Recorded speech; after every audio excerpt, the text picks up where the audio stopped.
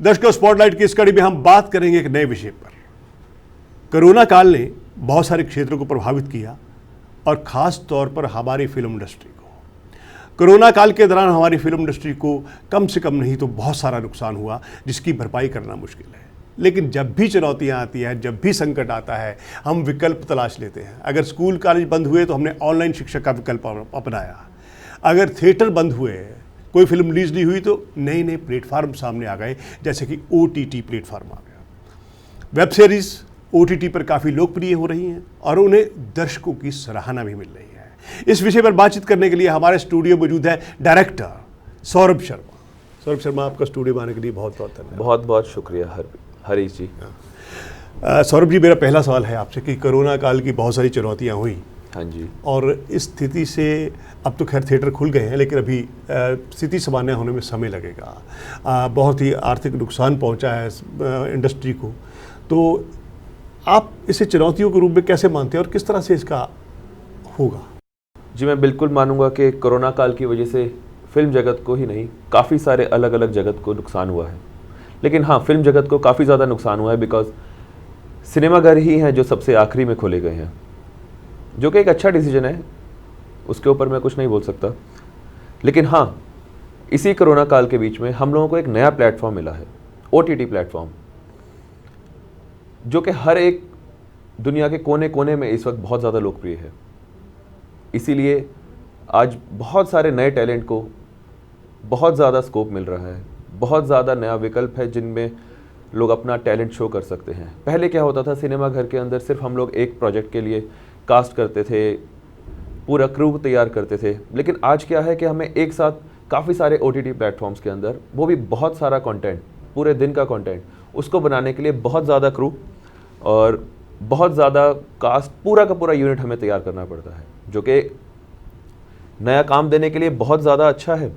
और अब बहुत सारे लोग इससे जुड़ रहे हैं, बहुत सारे लोगों को अब काम भी मिल रहा है। इसमें देखिए एक फ़र्क है, अगर हम सिनेमा घर के अंदर मूवी देखने जाते थे जी, हम लोगों को स्पेशली टाइम निकालना पड़ता था उसके लिए, और एक परिवार अगर एक साथ इकट्ठा होके मूवी देखने जाना चाहता है तो उन सबको अपना टाइम एक दूसरे के साथ कोऑर्डिनेट करना पड़ता था। पर OTT प्लेटफॉर्म ने वो सारी बाउंडेशंस को दूर किया।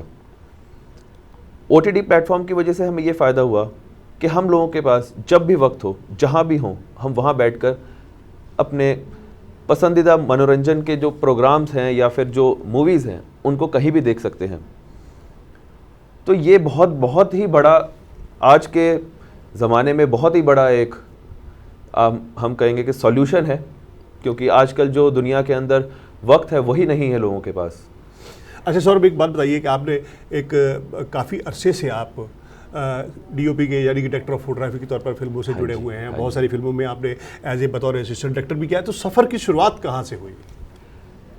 जी, सफ़र की शुरुआत तो मेरी एज अ प्रोडक्शन हेड से हुई थी, लेकिन धीरे धीरे जब मैंने एक सिनेमाटोग्राफर को काम करते हुए देखा तो मुझे उसके अंदर ज़्यादा इंटरेस्ट आया।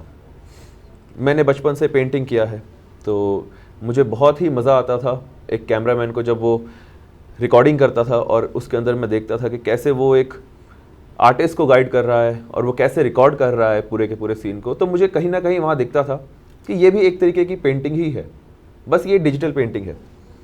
वहाँ से मैंने अपना कैमरा और कैमरा की टेक्निक्स को सीखना स्टार्ट किया और धीरे धीरे मेरे को director of photography, as a director of photography काम करने का मौका मिला।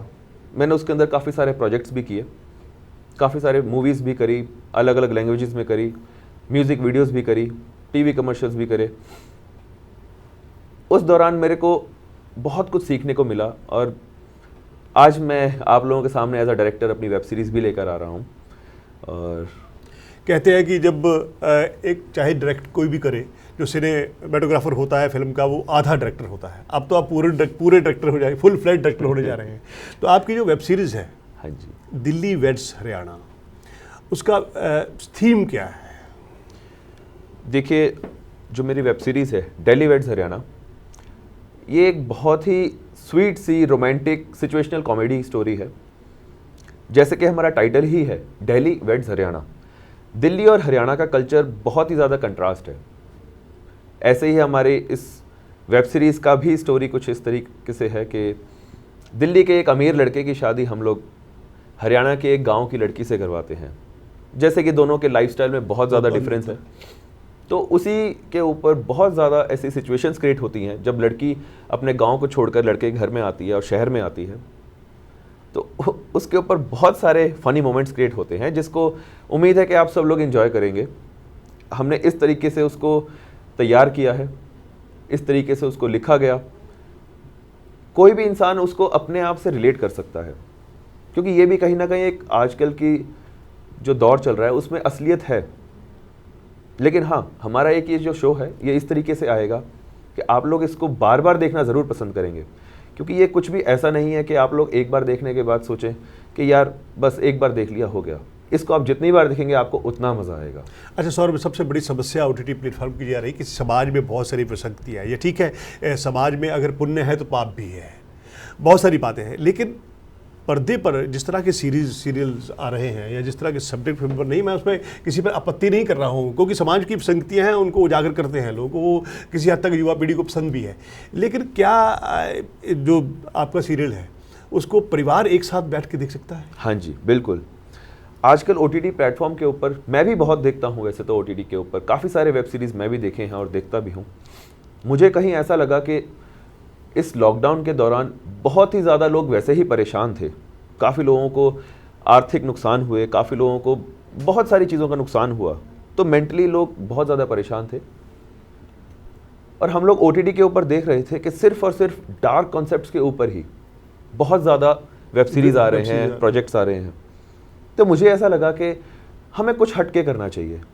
लोग बहुत परेशान हो चुके हैं, लोगों का बहुत दिमाग परेशान है। अब वक्त है कि हम लोगों को एंटरटेन करें, उन लोगों को हम हंसाएं, उन लोगों के चेहरे पे मुस्कुराहट लेकर आएँ। तो उसी के लिए हम लोगों ने फिर इस कॉन्सेप्ट को तैयार किया। हम चाहते तो थे कि हम इसे थोड़ा जल्दी स्टार्ट कर पाएँ, बट कोरोना काल की वजह से काफ़ी सारी हम लोगों को भी चीज़ों को देखना पड़ा, जिसकी वजह से थोड़ा सा हमें डिले हुआ। लेकिन हाँ, आज हम अपना प्रोजेक्ट जो है वो स्टार्ट कर चुके हैं। सीरीज़ की स्टारकास्ट के बारे में बताइए, कौन जी, हमारे इस सीरीज़ के अंदर जो मेन लीड हैं वो भावेश कुमार हैं, जो ऑलरेडी बॉलीवुड की कई फिल्में कर चुके हैं, और उनका साथ दे रहे हैं अश्मित पटेल, उनको भी आप ज़रूर जानते ही होंगे जी। और हमारे साथ दे रही हैं रोशनी सहोता, जिन्होंने काफ़ी सारे टीवी सीरियल्स करे हैं, पंजाबी मूवीज़ भी करी हैं, और अभी भी उनकी काफ़ी सारी वेब सीरीज़ भी आ रही हैं। इनका साथ देने के लिए हमारी और कास्ट के अंदर सुनील चितकारा जी हैं, जो बजरंगी भाईजान में आपने ज़रूर देखे होंगे। मनोज बख्शी जी हैं, उन्हें भी आपने बजरंगी भाईजान में ज़रूर देखा होगा, उसके अलावा बहुत सारी मूवीज़ में देखा होगा। तो इस प्रकार काफ़ी सारे ऐसे कलाकार हैं जो बॉलीवुड और टीवी सीरियल के जगत के हैं और हमारे साथ इस प्रोजेक्ट में जुड़े हैं। अच्छा, आप दिल्ली और हरियाणा के कल्चर को डिपिक्ट करने के लिए क्या ऐसा प्रयास कर रहे हैं? देखिए, दिल्ली और हरियाणा का कल्चर कुछ ज़्यादा अलग नहीं है, लेकिन दिल्ली और हरियाणा की सबसे ज़्यादा जो कंट्रास्ट की चीज़ है वो है भाषा। हम लोग बहुत प्यार से भी अगर हरियाणा के अंदर किसी से बात करेंगे, वो इंसान जब आगे से कुछ जवाब देता है तो हमें लगता है यार लड़ क्यों रहे हो बट असलियत में वो इंसान भी बहुत ही प्यार से आपके साथ बात कर रहा होता है, बट उनकी भाषा ही ऐसी है, शैली जो है, शैली ऐसी है। हाँ जी, बिल्कुल। वो चीज़ बहुत सारे लोग समझते नहीं हैं, लेकिन हम अपने इस सीरीज़ के माध्यम से समझाना चाहते हैं और लोगों को ज़रूर समझ आएगा कि हरियाणा के लोग भी हमारे जितना ही प्यार से भरे हुए हैं, और उनकी शैली अगर इस प्रकार की है तो इसमें उनकी कोई गलती नहीं है, और अच्छा है, मज़ा आएगा। उनकी एक शैली जो है वो अपने आप में बहुत ज़्यादा हम लोगों को हंसाती भी है। तो हम लोग अगर पॉजिटिव साइड देखें तो वो हम लोगों के लिए बहुत ही ज़्यादा खुश करने वाली, हमारे को बहुत ज़्यादा रिफ़्रेश करने वाली इस सीरीज़ के माध्यम से आप लोगों को दिखेगी। बाकी हरियाणा के जो कल्चर है, इस सीरीज़ के माध्यम से हम ये भी दिखाना चाहते हैं कि सिर्फ़ और सिर्फ हरियाणा को जब देखा जाता है तो उसको बैकवर्ड या फिर उसको अभी थोड़ा सा कम एस्टेब्लिश्ड या डेवलप्ड सिटी को नहीं उस प्रकार से देखा जाए। हमारी जो मेन लीड हैं उनका एक डायलॉग है, हरियाणा की सूं बावली कोनी। मतलब हरियाणा के जो लोग हैं वो भोले भाले हैं, शरीफ हैं, दिल के बहुत साफ़ हैं, लेकिन हम इसको इस प्रकार ना समझें कि वो लोग दिमाग से थोड़ा सा कमज़ोर हैं या फिर हम लोग उन लोगों को गलत इस्तेमाल कर सकते हैं। वो भी हम लोगों के साथ बिल्कुल साथ देकर और हमारे साथ हर चीज़ के अंदर जुड़ के चलना चाहते हैं, और हम लोग सब हैं तो एक ही। इस सीरीज़ के माध्यम से ये भी पता चलेगा कि चाहे बहुत ज़्यादा एजुकेशन की हो, या एक इंसान ने विदेश जाकर या शहर के अंदर एजुकेशन की हो, और एक इंसान ने गांव में एजुकेशन ली हो, वो सब बराबर है। हम लोगों का जो परिवार का संस्कार हमें जो मिलते हैं परिवार के अंदर, वो कितना महत्व रखते हैं हमारी ज़िंदगी के अंदर। सिर्फ पढ़ाई लिखाई ही नहीं, हमारे संस्कार भी बहुत ज़्यादा महत्व रखते हैं। देखते हैं आप लोगों को कैसा लगता है। तो सौरभ जी, आपकी वेब सीरीज़ के लिए एडवांस में आपको बहुत बहुत बधाई हो। आपका आने के लिए शुक्रिया। Thank you so much Harish ji.